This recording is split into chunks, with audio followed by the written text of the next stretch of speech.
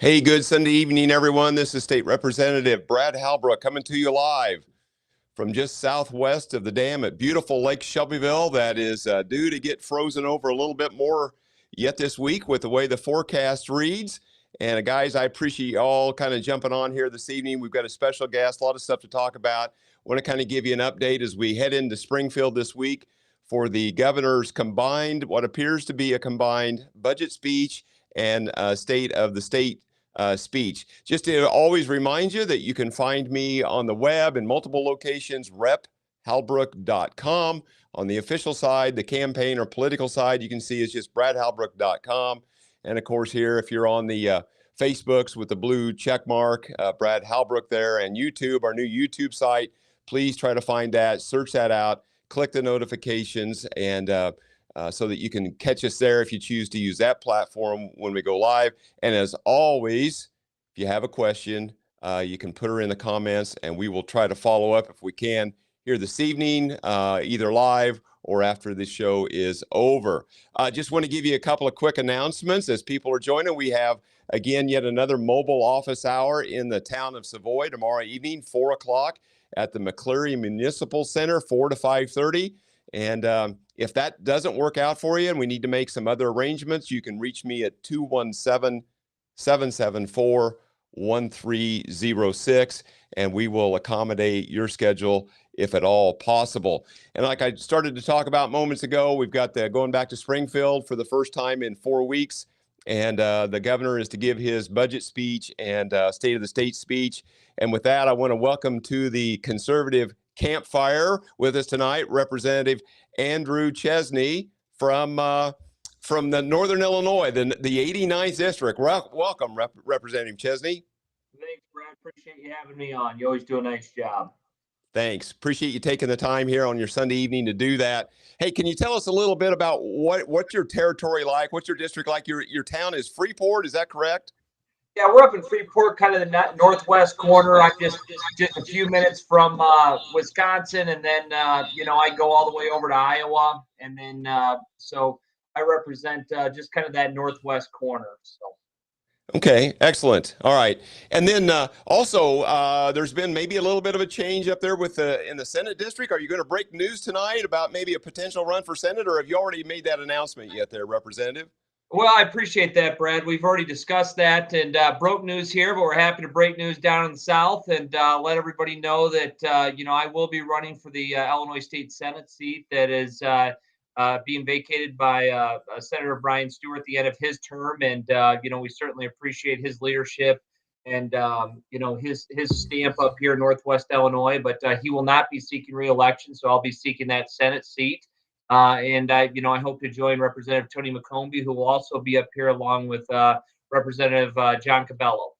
Excellent. Hey, can you give us kind of an idea of the district? I mean, the counties that's involved. I know Freeport. What other towns that people might recognize? So it would be Stevenson, Joe Davis, Winnebago, Ogle, Carroll, and a little bit of Whiteside is the current district, and then it will extend over to DeKalb and Boone County for the Senate district.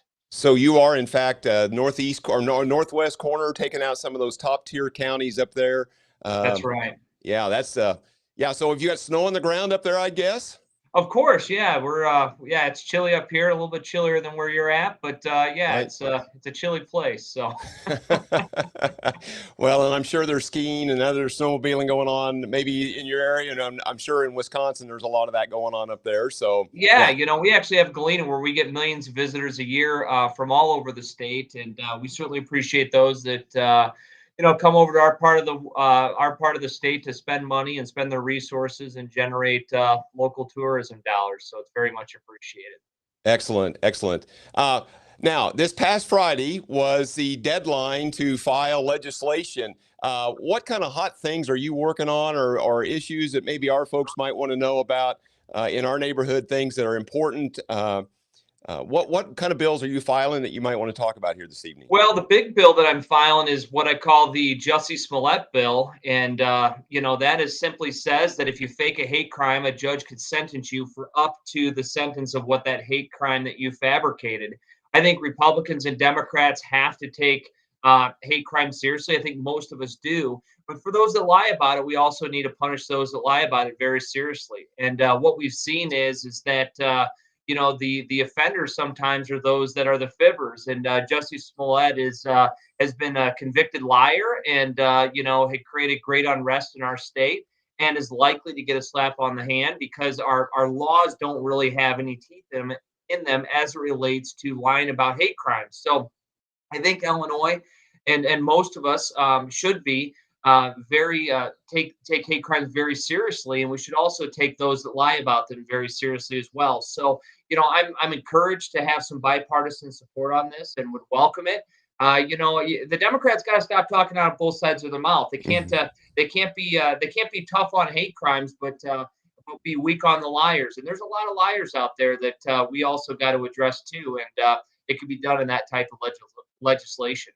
Right, exactly, exactly. And in light of what happened just a month or so ago with the DCFS worker that was murdered there in the home, there's lots of death penalty bills for frontline workers, first responders. Are you seeing the same of that? A lot of discussion about that in your neighborhood? Yeah, I'm kind of conflicted on just the death penalty for certain professions. I think we should have the death penalty for anybody that takes life, and I think that if you take the life of somebody that's a grocery store clerk, or if you take the life of a first responder, I think that there should be death penalty on the table. So, I'm a little apprehensive to have exclusions because I think that murder is murder, and that if you murder somebody, you should be on trial and maybe face the death penalty. So I have a death penalty bill that encompasses everybody because violence cuts across all different professions, and in my view, I think every profession death penalty should be on the table in the event that somebody's life is taken in a first degree murder case. Right, exactly. Well, I hope that we can have an open and transparent, honest discussion about that this spring. Of course, when we're not in Springfield very much, they've canceled 11 of the 12 days in January that we were to be there. So it's just tough. And when a tremendous amount of the committees were canceled the last few weeks, it's very difficult to have those debates. Yeah, I mean it's tough, Brad. I mean you've been in the assembly longer than I have, and it's very frustrating because we're asking society to go back to work. We're asking our teachers to return back to schools, and we're asking our grocery store clerks to stock our shelves, and our gas station Mhm. folks to attend our gas stations to make sure that we can pump gas. But for whatever reason, the legislature thinks that they can just go on a permanent vacation. And what's always fascinated me is we're on these masks and social distancing, and then they'll pack themselves in the break room of the General Assembly and all be on top of each other eating pizza without a mask. I mean, it's professional virtue signaling. You just can't make this stuff up. And then we'll go out in Springfield after session, and they're all having dinner, shaking hands, having cocktails, and everything else. And then when the photos come up, they pop their mask back on as if they're some do-gooders. And it's just you can't help but just to laugh sometimes. I mean, literally 10 feet behind where you sit, Brad, there is Mhm. a packed room of Democrats eating without Mhm. masks on top of each other, laughing and talking and shaking hands and sharing drinks. And they come out here with these masked pictures like, oh, we got to be responsible and fight COVID. Just a bunch of hypocrites. It's Right. embarrassing. They should be Right. embarrassed. Right, exactly, exactly. Any other legislation that you want to mention before we kind of move on? I do want to touch on HB 4244, the vaccination registry. But is there anything else that you're working That's the on? big piece. We're going to have some local stuff that, is local in nature that we're looking to address. I'm carrying a bill for the Farm Bureau that has to do with some drainage and waterway uh, definitions and clarifications. We're always looking out for, as it relates to companion animals and some of the things we can do to strengthen that. We're Hmm. also looking at, the city of Galena has a specific request as it relates to the maintenance of certain greeneries and grass areas in front of people's houses. So we're going to have some local bills, and then we're going to have some bigger bills. And so I think we probably do the same thing. Is we have kind of two baskets of bills. One basket of Hmm. bills is what we would do in the event we were in the majority party, and kind of how we would lead, death penalty, etc. Lower taxes, lower fees, less regulation. So we have a big basket of bills that look like that, and then the second basket of bills are bills that are going to get bipartisan support that we hope to get done. So we're going to have kind of two pieces there, and look forward to working on both. Excellent. And you mentioned there Farm Bureau and some drainage issues and the other. I want to also remind folks of events that will be starting here just in the next week and a half or so in through central Illinois in our home county, east and west, all the way from the Mississippi to Mississippi River to the Indiana line. In the energy bill that was passed this summer that you and I and some others voted against was the process to allow a private power line access, eminent domain to these to these farmlands, to these properties. And so those meetings will begin, I think, as early as a week from Monday here in East Central and West Central Illinois. So I just want to remind folks to stay plugged in on that process. Andrew, any comments or thoughts on the energy bill that was passed this summer and how it's affecting you or your constituents? Well, I mean, the energy bill is the Green New Deal of Illinois, is really what it was. I mean, it was the AOC skinny down version of what Illinois can pass. I mean, this is to put natural gas and coal out of business. This is to put solar and windmills and highly subsidize them. And they do this on the backs of working families, primarily the working class, the middle class, and the elderly. And uh, that's why you saw multiple organizations that came out. You know, the AARP came out against this, and many others came Hmm. out against this, is because what it was is they it was a massive tax, and the only way that you can bring many of these renewables to market is by taxing them, and or Hmm. by subsidizing them through taxation. I mean, and so I was one of the few members of the General Assembly that voted against it. That actually had um, an active um, uh, an active nuclear plant in my district, and it wasn't because I didn't support nuclear. I greatly support Hmm. nuclear, but that wasn't what the bill was. Three-quarters of the bill was subsidies that end up going to Chicago with job training Right. programs that end up going to Chicago, etc. So if they would have given us a skinny down version that was specific to nuclear, I would have supported it. But as you named, Brad, they literally took over the farmers' property rights through eminent domain. Right. And if people think that's okay, I guess they should support it. But my view was, this is completely different than what we told people we were going to do in our districts, and that's why Right. you and me and many others voted no. Yeah, exactly. And we're concerned what it's going to do to the coal-fired generation plant down in the southwestern part of our state. We talked a lot about that from July on, how it's going to take one of the cleanest coal plants in the nation offline, prematurely close it. It's going to drive these jobs out of state. It's going to import energy. It's going to make it more costly. It's going to make it less reliable. The goals, we continue to talk about this, and we need to have a whole nother segment about the goals that are set forth for electric vehicles and the amount of the renewables. I just don't see it being humanly possible to have those kind of goals in place in the timeline that they've got set forth. Yeah, I mean, there it's very ambitious, and I think that maybe some of it their heart's in the right place. But here's what's going to happen: the net result is, by a bill like that, is working families are going to see a significant rate increase, and the markets that they're trying to develop are just simply not ready, absent billions and billions of dollars of additional taxation to subsidize it. So if Right. and then what they do is, because we're energy independent for the most part and we're a net exporter of energy in Illinois, all they're going to do is shut down coal and fire plants and then buy that same energy from outside the state at a premium. And Right. so it's just political. It's just political tap dancing, so they can go back to their districts and say that we're 100% a renewable state, but they're buying all of their energy, or a good percentage of their energy, from outside the state that is still coal and gas generated. Yeah, So exactly. again, it's professional virtue signaling. They want to care about the environment, say all these beautiful things, and how they want clean air and clean water. We all want those things, but Right. we just disagree how to get there, right? Exactly, exactly. And so, yeah, moving forward, I touched on HB 4244. We talked a lot about that in the past couple of weeks. That's the vaccination registry. I'm sure that was a hot issue in your office, in your district. Looks like it ultimately got put into subcommittee this week, maybe as early as Friday morning. I think it finally got done. The last I checked, Representative Chesney, there was nearly 30,000 opposition witness slips had filed. What kind of traffic have you seen in your office or in your district about it? And that's just a bad bill. I mean, we're a state and a country on individual responsibilities and freedoms, Mhm. and this this is just nasty stuff.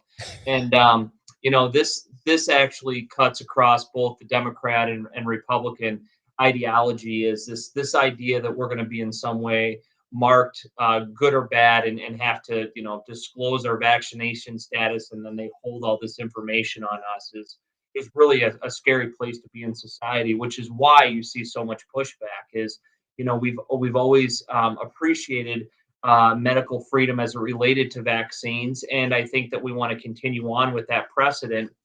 What we've seen though is that this isn't really as much about the vaccines as it is about controlling society. Because you remember, Brad, that they kept Walmart open, they kept our strip clubs open, but they shut Mhm. down our churches. Right. I Right. mean, these are the same folks that are doing that. So they talk out of both sides of their mouth, not necessarily because it follows science. Because if it followed science, there would be no such thing as a non-binary person. That's exactly right. Because they Exactly don't right. want to follow science. They want to just believe and feel what they want to feel and Right. believe. And that's Right. why you come up with these crazy ideas like these vaccination requirements and these vaccination depositories where they want all your information. Right. Well, I think by the very nature of science, you are to question it. I mean, at what stage in time here were we to stop questioning science and just trust what we had? I mean, I think it's just absurd to make statements like that, to just trust the science. And they pick and choose again, like you mentioned. I think they pick and choose what science they want to believe and what they want to change. Well, I mean, it's exactly that, because if they truly followed science, they would come to different conclusions on COVID, because we were always told to hunker down, and 14 days to bend the curve, and then it was vaccinations, then it was vaccinations with the booster, now it's vaccinations with the booster with the talk about another booster plus a mask. Now they don't like the mask, then they want us to do another mask.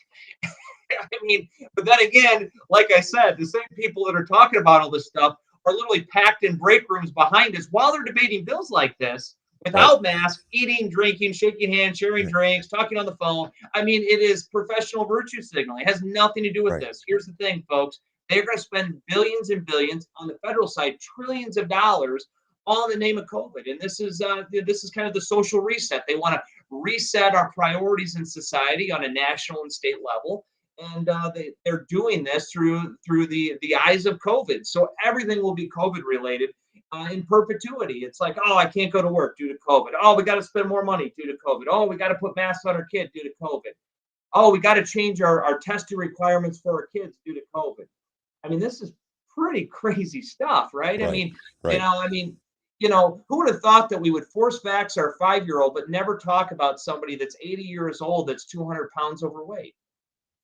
I mean, Right. we never, we don't talk about all of health. We just simply want to talk about the ones that are the buzzwords today. And COVID's very serious. I think you would agree with that, Brad. Right. I'm not minimizing it. I'm not saying that you shouldn't be careful. I'm not saying if you're not an elderly person that you shouldn't be careful and take this seriously.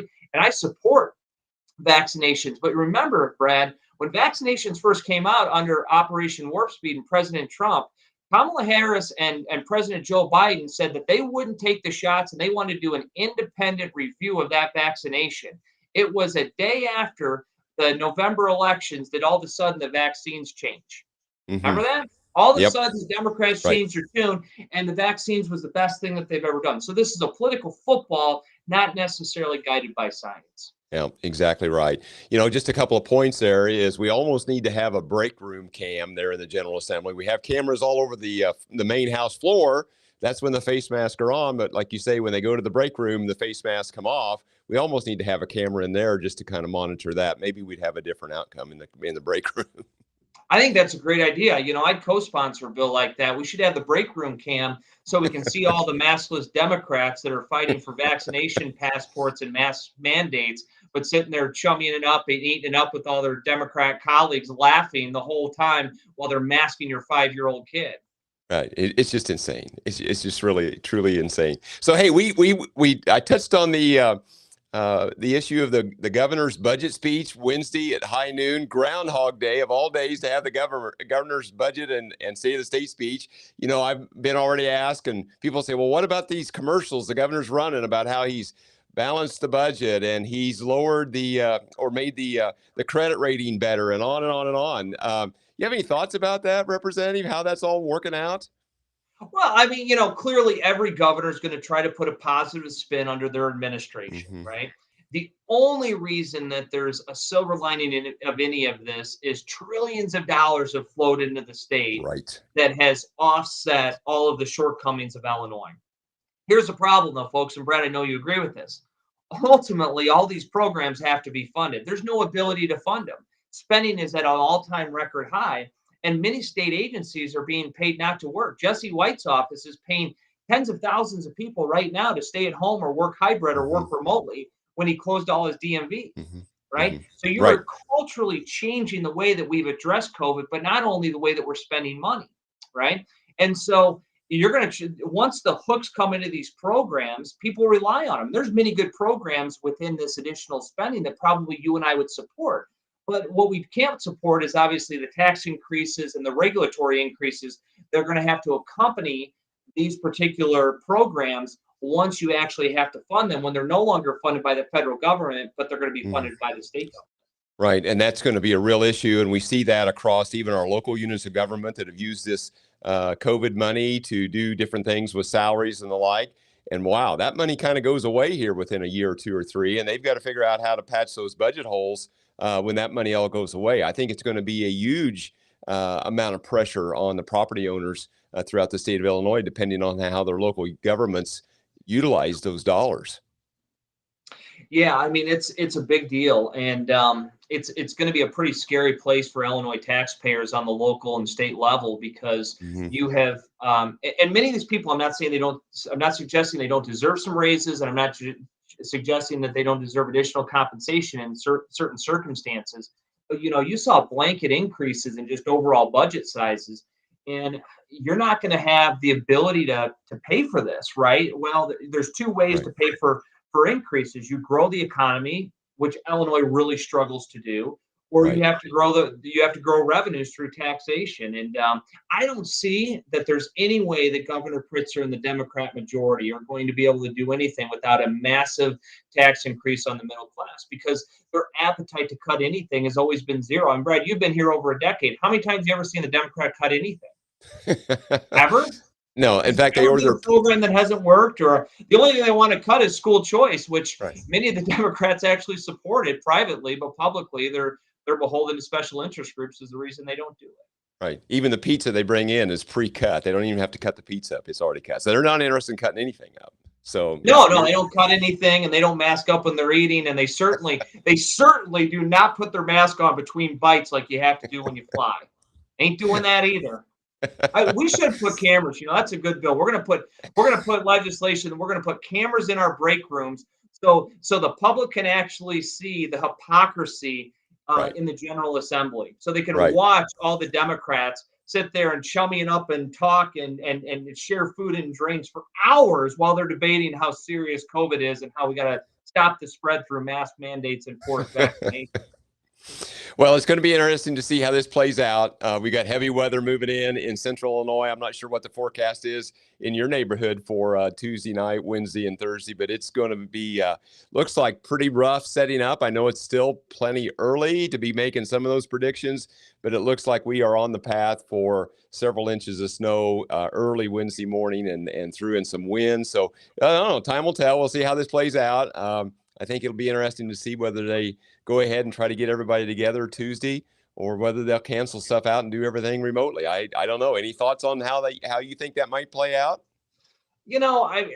Everything they'll do is going to probably be through the lens of political necessity. So if there's a way that they can dismiss people without politically stepping on whatever perceived landmine that they have, they'll do so. If they think they need to keep people here because people won't go home, they'll bring us back in for a few minutes to pay another per diem out. You've seen that all the time. Right. They'll gavel in and gavel out. So they can send, all of their Democrat members another $151 for their services rendered. But also, the worst part is that the $151. The worst part is they're going to say how many days they worked. Right? I think they need to start talking about how many hours they worked. Right. It's not like Yeah. how many days that they work is 10 minutes.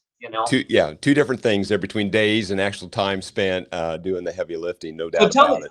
tell me, Brad, is your new district the 102nd district as well? No, it'll be the new 107. 107, okay. Right. And then how much of your current district is going to be your new district? Probably 30-40% of it. My home county stays intact. I pick up a little more to the north in Macon County, but a lot of the eastern stuff from Douglas County, Champaign, Vermilion, Edgar, that all goes away. But I move south into Effingham more. I move west into Christian and Montgomery County dramatically more. So it's going to change quite a bit. The district geographically gets a little smaller, and I'm a little more centrally located in the new 107 than I am now, just because of the way it moves. So I'm excited about a little smaller geography and being a little more centrally located. That's a good thing. Well, your constituents are lucky to have you because, I've seen firsthand, and I got no dog in this fight other than tell people that are watching that you're an unapologetic conservative that fights for their values and doesn't compromise even when asked upon. So it's certainly an honor to serve with you in the House, Brad. Thank you. And I appreciate those comments. Hey, I want to close this up here in just a matter of a few minutes. I know you've done a lot of work locally there in the county party. You're still the party chairman in Stevenson County. Is that correct? Yeah, still the party chair. I think, Brad, you and I are the only party chairs in the state on the Republican side. So right, yeah. As far as sitting state reps and being a party chairman, I think that's correct. What are you doing to encourage people to get involved locally there during this upcoming election with the primary? Do you have to do anything, or are they coming out of the woodwork to help with elections and help get people on the ballot? What's kind of happening in your area? Well, what we've told people in Stevenson County, which is my home base, which the county is about 50,000 people, a little less, actually about 45,000, is just find a spot to get involved. And it doesn't have to be big, but just find something you want to do. Perhaps it's circulating 1 or 2 petition pages. Perhaps it's attending a couple of meetings. Maybe it's running for school board, or maybe it's recruiting a friend to run for school board. What we've really tried to do is take what the job could be and really condense it to something that's tangible where they can have a specific takeaway, right? And so we don't want to overwhelm somebody and throw these 500 ideas at somebody. We want to say, what are you passionate about? What are you good about? Could you make 10 calls? Could you fill out 1 petition page for 3 people? And just giving them some buy-in in the process is kind of what we're hoping for. But I'll tell you what, the greatest need that we have in our area, I can't speak for your area, Brad, but the greatest need we have in our area is the need for good, conservative, principle-minded people to run for school boards. Right. We have to get more parents on our school boards. Generally, there's two people that run for school board: retired school teachers or retired administrators, or those that are upset because their kids didn't play in a sport, or because they were upset because their kid didn't get into a play. Those are generally the 2 types of people that run for school boards. There's certainly exceptions to that. We need to get more parents that are into the day-to-day lives of their children to understand that the school boards locally what dictates most of the education and can be very, very helpful. Yeah, I think we're going to see a lot of play for the school board stuff that will be in process a year from now. But you're right. There's a tremendous amount of people because all the county board districts are on the ballot this year. And a lot of people I know in this central Illinois area there's just going to be some folks who are going to retire out or not running again. So you have all those spots on the ballot. So there's a tremendous need for candidates for these local offices yet this year, and then in April of 2023 for the school board. So yeah, also I just kind of want to remind folks about a seminar that we've got coming up Saturday here in Shelbyville. It's an election integrity seminar. So if you are interested in learning more about how to keep elections secure, or if you're an election judge or a poll watcher, or you'd like to be a part of any of those activities, you want to be a part of this election integrity seminar put on by the Illinois Conservative Union. You can go to shelbycountyrepublicans.com/election. It's right there. You can find out all about that, and would encourage people to check that out and see more about that. Representative, any closing comments before we close down for the evening? No, I just always appreciate you having me on. I was your keynote speaker for one of your fundraisers, and I had so much fun down there in Arthur, and it's good to be around like-minded people like yourself, Brad, and I appreciate you having me on. Well, thank you very much, Representative. With that, I'm going to close out, say good night. Thank you again for joining us, and we will talk to everyone real soon. We probably will have some kind of a live update Wednesday in and around the budget speech. Depends on how the weather goes and how that all works. But probably one way or the other, whether we're there or not, we can do it remotely via this great Restream video conference, or somehow we'll get her done so we can update everybody. With that, we're going to